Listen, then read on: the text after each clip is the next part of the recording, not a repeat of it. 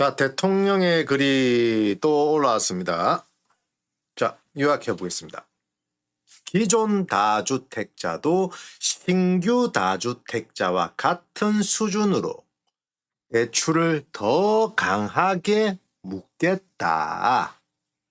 그리고 단계적으로 추진하겠다. 단계적으로 추진하겠다. 이유가 있겠죠. 단계적으로 추진한 이유. 자, 한번 살펴보겠습니다. 자, 깨구리 해부 해봤죠? 네. 자, 왜 RTI만 보느냐? 자, 대통령의 발언 요지. 자, 대출 연장, 대환대출, 요것도 사실상 신규 대출과 같다, 똑같다. 그런데 왜 기존 다주택자는 느슨하게 보냐? 똑같은데. 자, 기존 다주택자도 규제 사각지대에 있다. 이게 핵심 메시지죠. 자, 그럼 RTI가 왜 바로 연결되나? 자, RTI부터 알아봐야 되겠죠. RTI. 임대소득. 우리가 부동산 이제 임대소득으로 이자를 감당 가능하냐 보는 규제죠. 감당 가능하냐, 이자가. 자, 용어 정리 한번 해보겠습니다. 대출받은, 이제 부동산으로 대출받은 이자보다 월세 수입이 많아야지 통과된다는 뜻입니다. RTI. 무슨 말이겠죠? 예. 자, 정부가 RTI를 건드리면 생기는 일. 자, 건드린다 했죠. RTI 기준 강화. 자, 연장 심사 엄격. 대환 제한.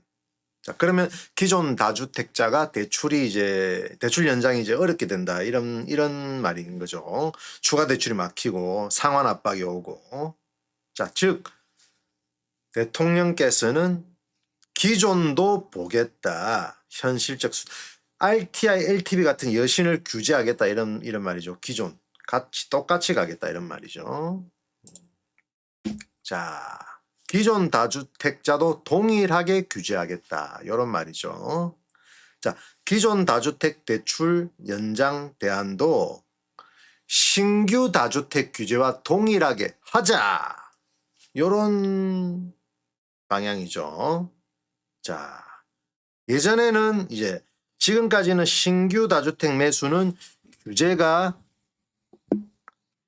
강하고 기존 다주택 보유자는 상대적으로 느슨하게 이렇게 갔는데, 이제 똑같이 가겠다. 요게 이제 시장에서 다주택자들의 다주택을 보유하고 계신 분들이 이제 충격을 받는 이유가 여기 포인트가 여기죠, 여기. 예.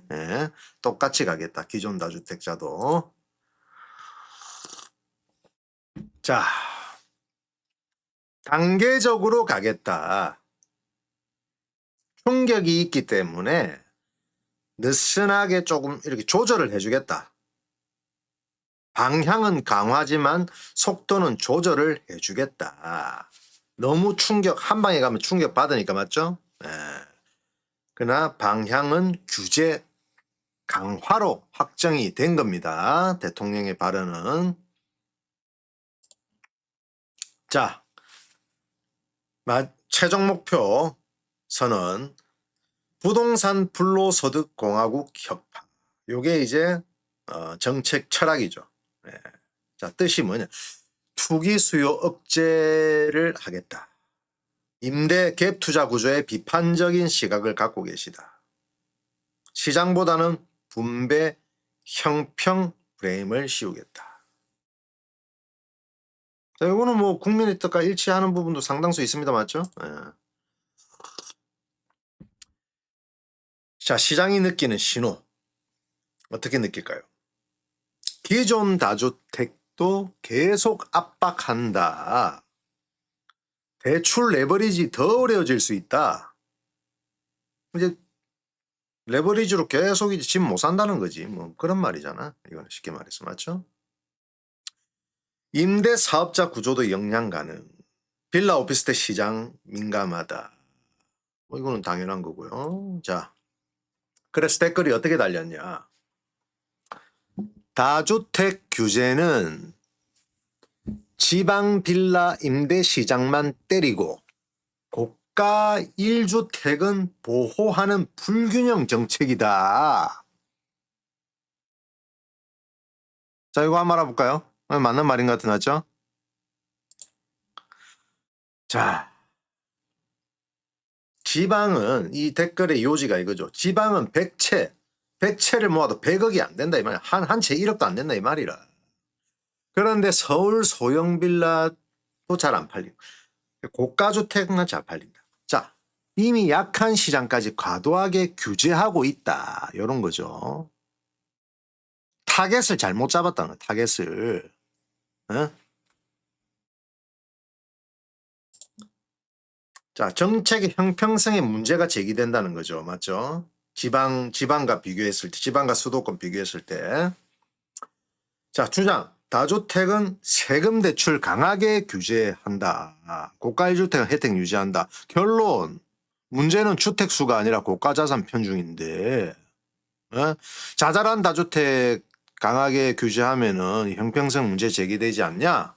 이런 말이죠. 댓글에 지금 문제 제기한 겁니다. 자, 이건 전형적인 공급 축소 우려 논리다. 빌라 원룸 임대업자 타격된다. 임차인까지 피해볼 수 있다. 임대시장 붕괴 우려. 저번 방송에 했던 내용이죠. 정책 임대 공급 위축 세입자 피해까지 온다.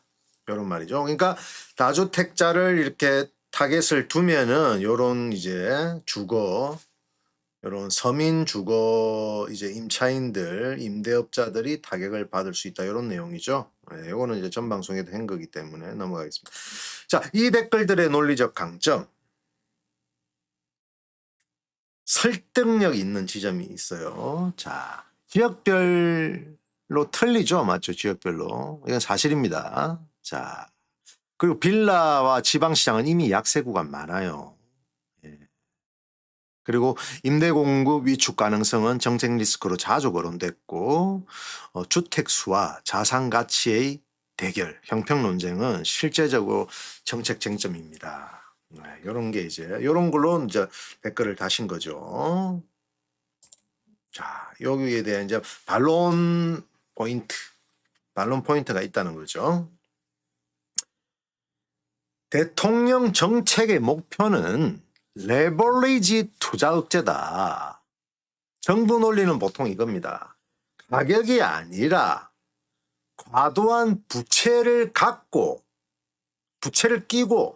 다주택 구조를 만든 레버리지 투자, 요거를 목표로 삼고 있다. 억제를. 정책 타켓이 틀리다 이 말이죠. 자, 고가 1주택도 완전히 무규제는 아니다. 실제로 종부세 부담 있고요. 금액에 따라 종부세 틀리지 않아요. 맞죠? 자산 가치에 따라. 보유세도 틀리고 맞죠? 자산 가치에 따라. 대출 규제도 일정 수준 존재한다는 겁니다. 완전 특혜 프레임은 과장 요소 있다고 이제 얘기하는 거죠. 반론 논리에서. 자, 다주택 규제의 정책 명분. 정부 측 논리입니다. 투기 수요를 억제하겠다. 시장을 안정화시키겠다. 실수요, 실거주자를 보호하겠다. 이런 게 이제 정책 명분이죠. 정책 철학 충돌 지점. 자, 정부가 보는 철학. 정부 우선순위부터 보겠습니다. 투기 수요 억제. 빚내서 집 여러 채 사는 구조 줄이자. 이게 지금 핵심이죠, 핵심. 투기 레버리지. 요것 때문에 전세 사기 깡통 전세 다 일어난 겁니다. 맞죠? 시장 안정, 실수요 보호. 집 없는 사람이 먼저 살 수 있는 환경을 만들어 주자는 겁니다. 맞죠? 환경을. 지금은 갭 투자자나 이런 이제 자들이 먼저 싹싹싹 투자자들이 먼저 가져갔잖아요, 솔직히. 맞죠? 그런 부분이 많다는 겁니다. 그거를 집 없는 사람이 먼저 사게 할 수 있게끔 환경을 만들어 주자. 자, 시장 투자 측에서 보는 철학. 반대측이죠. 자, 시장 우선순위. 임대 공급 유지. 다주택자가 전월세 공급해야 된다. 기존에 하는 대로 하는 게 맞다. 시장 자율성. 시장의 자율성을 가해야지 규제를 가하면 시장 왜곡될 수 있다. 닥터 스트레인지. 그렇죠? 자산권 보호. 이미 가진 사람을 규제 너무 과도하게. 자본주의 시장이 어긋난다 이 말이죠. 자, 공급시장 기능. 자, 그래서 어디서 충돌하냐? 다주택 규제 강화 부분에서 정부 시각은 투기 레버리지 줄이는 정상화 정책이다. 자, 반대측 시장 비판 시각은 임대 공급을 위축시키는 과도 규제다. 과도한 규제다. 이런 말이죠. 이런 데 충돌하는 겁니다. 맞죠? 자, 핵심 포인트 가겠습니다. 자, 이러한 정책을 두고 이제 해석이 엇갈리는데요. 정부는 투기 수요 억제와 시장 안정을 위한 조치. 이제 일부 이제 반대측 이제 시장 편에서는 임대 공급 위축과 시장 왜곡을 우려하는 목소리도 나오고 있다. 결국 어떤 가치를 더 우선하느냐의 문제죠. 자, 국민들은 어떻게 생각할까요? 맞죠? 자, 두 번째 댓글 가보겠습니다. 두 번째 댓글. 소액 임대 사업자도 다주택으로 묶여 과도한 세금 부담을 지고 있다는 불만. 요거 이제 줄인 겁니다. 예, 요약한 겁니다. 이런 내용입니다. 자, 가보겠습니다. 이거 어떤 내용인지. 자, 해부, 깨구리 해부 한번 해보겠습니다. 자, 비아파트 보유자는 피해자다. 빌라 오피스텔 보유자는 투기꾼 아닙니다. 소액 임대 사업자입니다. 큰 손이 아니라 서민 임대업자, 우리 서민을 때리고 있는 거다. 큰 손을 때려야 되는데 같이 때리고 지금 죽겠다.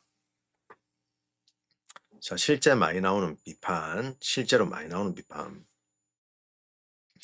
오피스텔도 1주택으로 친다는 거예요. 1주택. 무슨 말이겠죠? 주택 수만으로 규제하는 건 불합리하다. 자산 규모와 상관없이.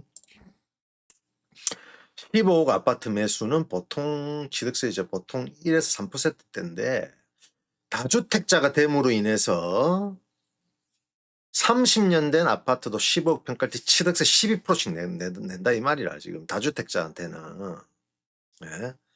세금 체계가 현실과 괴리된다. 가세 기준 과도하다.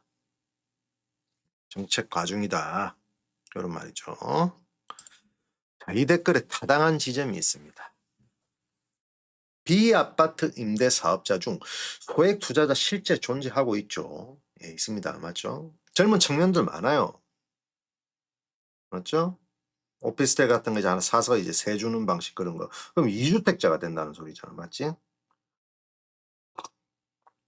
주택수 기준 규제에 대한 형평 논쟁 실제 있다. 기준 규제 형평성이 어긋난다. 일부 빌라 오피스텔 시장 침체 구간 존재하는데 취득세 중과 세금 부담 큰 건 사실이다. 이런 게 타당한 지점이라는 거죠. 자, 그러나 중요도 반론이 있습니다. 정부 정책의 목표는 레버리지 다주택 구조다. 자산 규모보다 부채를 기반으로 한 다주택 구조가 위험이기 때문에 그것만 규제하겠다. 그거를 위주로. 그 부분을 규제하다 보니까 이제 같이 이제 끌려오다 보니 따라온다는 거죠. 맞죠? 다른 것들이. 자, 규제 기준이 다른 철학이 레버리지 다주택 구조라는 거는 맞죠? 한 10% 20% 이제 자기 자본 가지고 한 80% 대출 받아가지고 맞죠? 아니면 전세금 받아가지고 이런 식으로 자꾸 다주택 구조를 만드는 거죠. 또 집 사고 또 집 사고 이런 식으로. 요게 이제 깡통 전세. 요게 주범이죠, 주범. 예. 자, 오피스텔은 모든 경우 주택으로 보지 않습니다. 주거용으로 사용하면 주택수 포함이 되지만 업무용으로 사용하면 제외된다는 점. 댓글은 일부 단순화된 주장이 있다. 이런 내용이 있죠. 자, 고가 1주택도 완전 무세금은 아닙니다. 실제 보유세, 종부세, 양도세 조건 다 있다. 자, 핵심 정리하겠습니다. 일부 임대 사업자들은 소형 비아파트 보유자까지 동일한 다주택 규제를 적용하는 것이 과도하다는 불만도 제기하고 있습니다. 하지만 정부는 부채를 기반한 다주택 투자구조 자체를 줄이는 것이 정책의 핵심이라는 입장이라는 거죠. 네?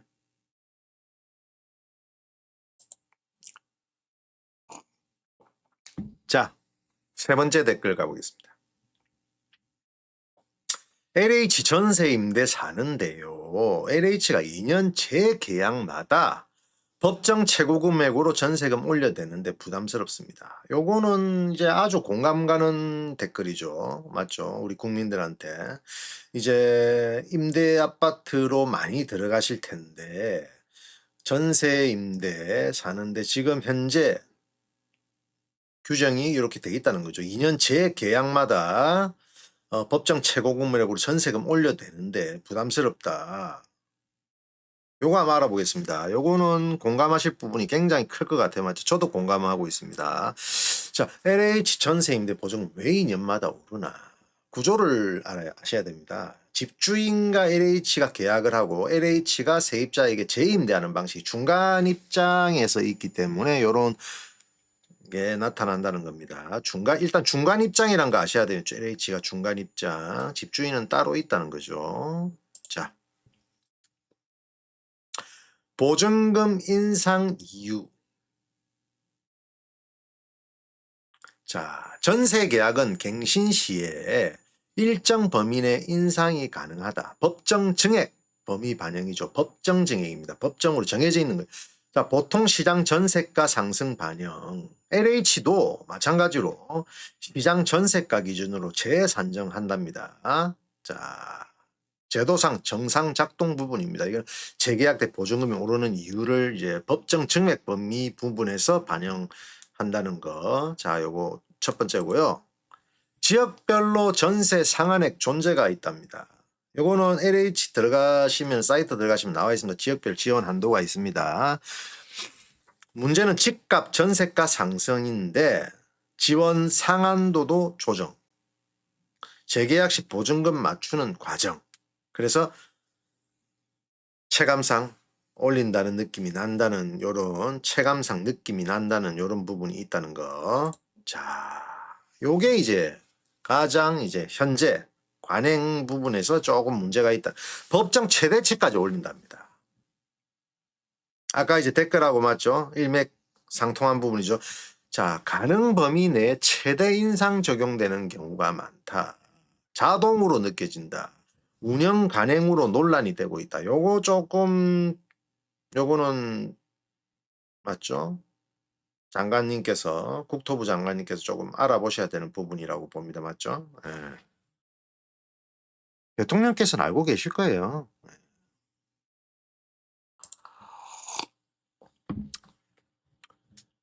자, 보증금 못 돌려준다. 요 두 번째 이슈 있었답니다. 예. 자, 집주인 보증금 사고, 뭐 깡통 전세 이런 거. 자, 원 집주인의 리스크가 크다. LH 책임이라기보다는 왜 LH가 중간 입장이었다는 거죠. 중간 입장. 자, 중개자 역할을 한 거죠. 자, 행정 처리 지연이 있었다. 퇴거정산 지연, 서류 문제, 뭐 절차 지연 이런 게 있었다. 뭐 이런 것도 있었고, 자, 여기서 이제 많이 헷갈리는 건데 공공임대에 이게 여러 가지가 있습니다. 임대 방식이 맞죠. 전세 임대가 있고 매입 임대가 있고 영구 임대. 이런 임대 방식이 여러 가지가 있는데 여기서 이제 혼동을 느끼신다는 거지.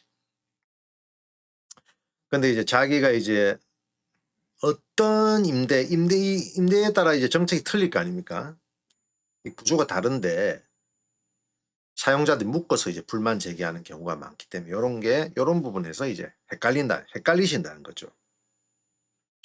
요 전세임대, 매입임대, 영구임대에 대해서는 전 방송에도 제가 이제 올려놨습니다. 예, 올려놨고 한번 아니면은 요거는 이제 뭐 용어 이런 거는 금방 찾아보시면 돼요. 맞죠? 예, 뭐 인공지능 AI를 통해서 찾아보시면 됩니다. 쉽게 가르쳐 줍니다.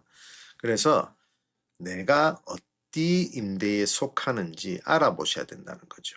알아보셔가지고 거기 서로 구조가 틀리니까 이런 묶어서 불만 제기하는 경우 없도록 이렇게 미리 알고 계시는 게 좋겠다. 열어보는 거죠. 맞죠? 자, 여기까지였습니다. 여러분. 자, 긴 시청 감사드리고 하여튼 대통령의 발언은 계속되고 있습니다. 맞죠? 예,